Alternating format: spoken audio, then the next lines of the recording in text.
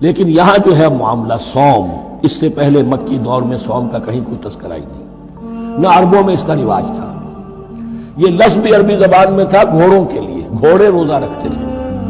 رکھتے کیا تھے بیچارے؟ انہیں رکھوایا جاتا تھا، کیونکہ عربوں کا جو معاملہ تھا وہ لوٹ مار، غارت گری، اور اس کے لیے انہیں چاہیے تیز رفتار سواری، جاؤ حملہ کرو، لوٹو مارو اور بھاگو۔ اونٹ جو ان کی فضا اور ان کے ماحول کے لیے مناسب تھا، وہ زیادہ تیز دوڑ نہیں سکتا، اپنی اس ضرورت کے لیے گھوڑا چاہیے تھا۔ گھوڑے میں عرب کا سخت موسم برداشت کرنے کی عادت نہیں، نازک جانور ہے، وہ پیاسا تو نہیں رہ سکتا 7 دن تک جیسے کہ اونٹ رہ سکتا ہے، بھوکا نہیں رہ سکتا، وہ لو کے تھپیڑے نہیں برداشت کر سکتا، لہذا عرب اس کو رکھواتے تھے روزہ۔ کھانا پینا بند کیا اور اس کے جو ہے منہ کر کے کھڑے ہو گئے جب گرم تیز ہوا چل رہی ہے، خود تو اپنے آپ کو لپیٹ لیا اپنے گھٹنے میں، غترہ کہلاتا ہے وہ جو بھی کپڑا اوپر ہوتا ہے، اور وہ اس گھوڑے کو جو ہے وہ ساری آگ اس پر برس رہی ہے تاکہ اس میں عادت پیدا ہو جائے جھیلنے کی، برداشت کرنے کی۔ تو جنگ کے موقع پر کہیں یہ دغا نہ دے جائے، اگر یہ ہمت ہار گیا تو اس کا تو کیا کیا جائے گا، تو اصل میں سوار ہے جو مارا گیا۔ یہ روزہ ان کے ہاتھ تھا، لیکن جب حضور آئے مدینے میں تو یہاں یہود میں روزے کا رواج تھا۔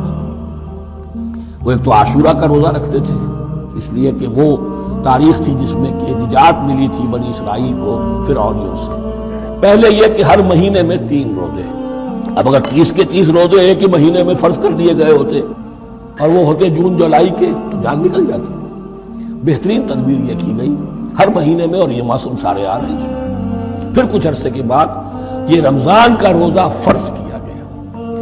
پہلا جو روزہ تھا 3 دن کا، اس میں یہ بھی تھی اجازت کہ جو اگر مسافر نہیں ہے، بیمار بھی نہیں ہے، طاقت رکھتا ہے روزہ رکھنے کی، پھر بھی روزہ نہ رکھے تو اس کا فدیہ یہ ہے کہ 1 مسکین کو کھانا کھلائے۔ علی الاطلاق تھا یہ۔ جب رمضان کے روزے کی فرضیت ہو گئی تو اب یہ فدیہ نہیں ہے، البتہ حضور نے اس کو باقی رکھا ایسے شخص کے لیے جو بہت بوڑھا ہے، یا کوئی خاتون بہت بوڑھی ہے برداشت نہیں کر سکتی، یا کوئی بیمار ہے، کسی سخت ایسی بیماری میں ہے کہ روزہ اس کے لیے جان کے لیے ہلاکت کا اندیشہ ہو سکتا ہے، اس کے لیے فدیہ برقرار رکھا۔ عام طور پر صحت مند شخص بھی مسافر بھی نہ ہو، اس کے لیے یہ رعایت ختم ہو گئی۔ یہ ہے ان آیات کی تعبیر، اس پر میں پہنچا ہوں اور بہت پہلے پہنچ گیا تھا، لیکن چونکہ اکثر مفسرین نے یہ بات نہیں لکھی ہے تو میں جھجکتا رہا، لیکن بعد میں مجھے معلوم ہوا کہ مولانا انور شاہ کاشمیری رحمۃ اللہ علیہ کی رائے یہی ہے، تو مجھے اعتماد ہو گیا۔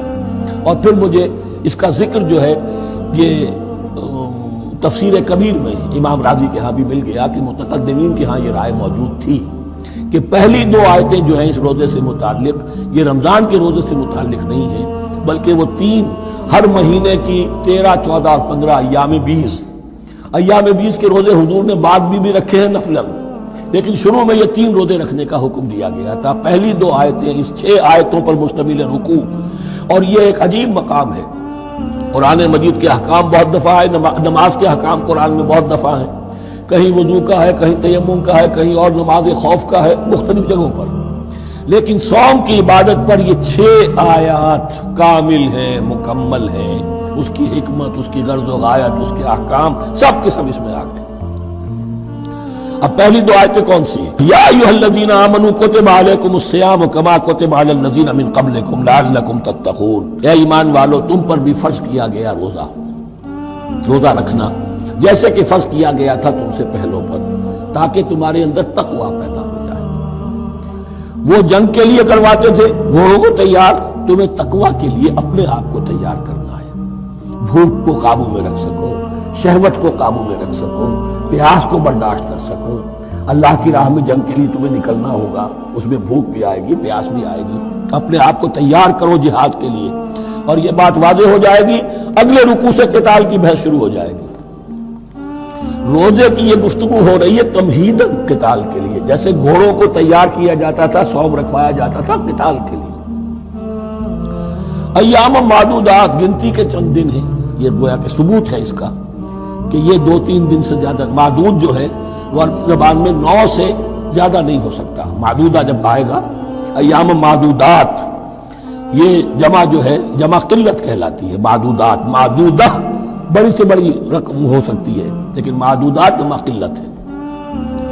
گنتی کے چند روز ہیں. فمن کان منکم مریضا، ان میں بھی یہ رعایت ہے کہ جو تم میں سے بیمار ہو او علی سفر، یا سفر پر ہو، فعدۃ من ایام اخر، تو وہ تعداد پوری کر لے دوسرے دنوں میں.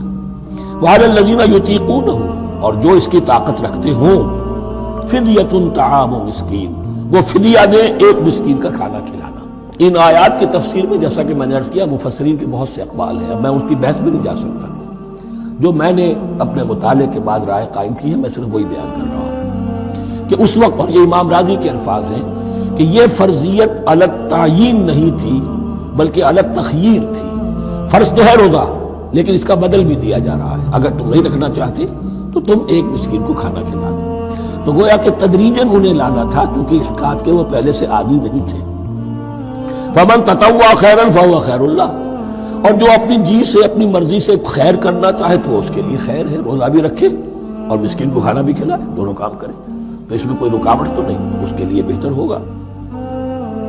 وَأَن تَصُومُوا، اور دیکھو اگر روزہ رکھو، خیر لکم ان کنتم تعلمون، یہ تمہارے لیے بہتر ہے اگر تم جانو. اب یہاں بھی ایک طرح کی رعایت کا انداز ہے. اب آ رہی ہیں دو آیتیں جو خاص رمضان کے روزے سے متعلق ہیں، حکمت اور غرض و غایت. پھر ایک آیت طویل آئے گی احکام، اور پھر ایک آیت آئے گی لٹمس ٹیسٹ. یہ 6 آیتیں. شہر رمضان الذی انزل فیہ القرآن، رمضان کا مہینہ وہ ہے جس میں قرآن نازل کیا گیا. ہدی للناس وبینات من الہدی والفرقان، لوگوں کے لیے ہدایت، اور ہدایت کی بھی روشن بینات باتیں، والفرقان، اور حق و باطل میں فرق کر دینے والی چیز.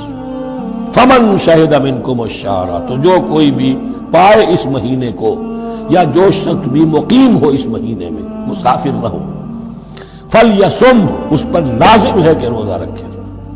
اب وہ وجوب علی التخییر ختم ہو گیا، اب وجوب علی التعیین، اب یہ لازم ہے، یہ رکھنا ہے. ایک رعایت باقی رکھی، ومن کان مریضا او علی سفر فعدۃ من ایام اخر، جو بیمار ہے یا یہ کہ سفر پر ہے وہ تعداد پوری کر لے دوسرے دن. یرید اللہ بکم الیسر ولا یرید بکم العسر، اللہ تمہارے ساتھ آسانی چاہتا ہے، سختی نہیں چاہتا. یہ لوگ اپنے اوپر سختیاں جھیلتے ہیں، شدید جو ہے سفر کے اندر بھی روزہ رکھے، حالانکہ یہاں اجازت دی. یہ بلکہ حضور نے ایک مرتبہ ایک سفر میں کافی سرزنش کی. کچھ ایک جہاد اور قتال پہ نکلے تھے، لیکن کچھ لوگوں نے اس سفر میں بھی روزہ رکھ لیا. نتیجہ یہ ہوا کہ سفر کے بعد جہاں منزل میں اب جا کر خیمے لگانے تھے وہ نڈھال ہو کر گر گئے. جن لوگوں کا روزہ نہیں تھا انہوں نے پھر وہ خیمے لگائے، منزل کا کام کیا. تو حضور نے فرمایا کہ لیس من البر الصیام فی السفر، روزے رمضان اس میں سفر میں روزہ رکھنا کوئی نیکی کا کام نہیں. لیکن ہمارا تصور اور ہے، 105 بخار چڑھا ہوا ہے، روزہ نہیں کھولوں گا میں، روزہ تو میں نے رکھا ہوا، یا روزہ تو میں نہیں چھوڑوں گا.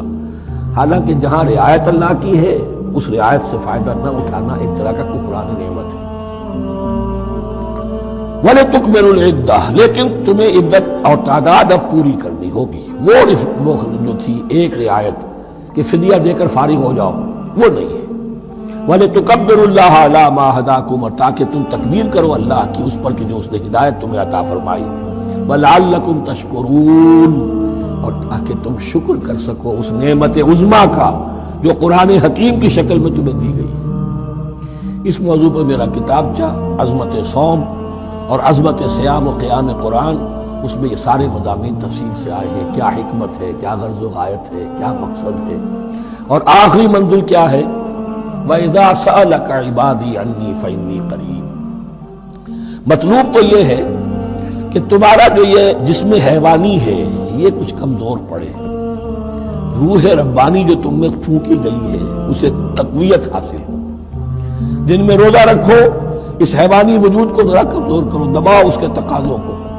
رات کو کھڑے ہو جاؤ، اللہ کا کلام سنو اور پڑھو تاکہ تمہاری روح کی آبیاری ہو، اس پر حیات، آب حیات کا ترشح ہو. نتیجہ کیا نکلے گا؟ تمہارے اپنے اندر سے ایک پیاس ابھرے گی. وَإِذَا سَأَلَكَ عِبَادِي عَنِّي فَإِنِّي قَرِيبٌ، تقرب الی اللہ کا جذبہ پیدا ہوگا. تو اے نبی، جب میرے بندے، ایسے بندے آپ سے میرے بارے میں سوال کریں، ان کو بتا دیجئے میں قریب ہوں، دور نہیں. یہ حقوق انسانی کا میرے نزدیک دنیا میں سب سے بڑا میگنا کارٹا ہے۔ اللہ اور بندے کے درمیان کوئی فصل نہیں ہے، فصل اگر ہے تو تمہاری اپنی خباثت ہے، اگر تمہاری نیت میں فساد ہے، حرام خوری تو کرنی ہی کرنی ہے، تو اب کس منہ سے اللہ سے دعا کرو؟ پھر جاؤ گے کسی پیر کے پاس، آپ دعا کر دیجیے، یہ نذرانہ حاضر ہے؟ یہ طریقہ کیا ہے؟ انسان کا نفس حائل ہے اور کوئی نہیں، ورنہ ہم تو مائل بے کرم ہے، کوئی سائل ہی نہیں، راہ دکھنا ہے کسی رہنمی منزل ہی نہیں، کوئی پوپ نہیں، کوئی پنڈت نہیں، کوئی پادری نہیں، کوئی پیر نہیں، کوئی نہیں، جب چاہو اللہ سے ہم کلام ہو جاؤ، اس سے بڑا حق کیوں خالق و مخلوق میں حائل رہے پردے؟ پیران کلیسا کو کلیسا سے اٹھا دو۔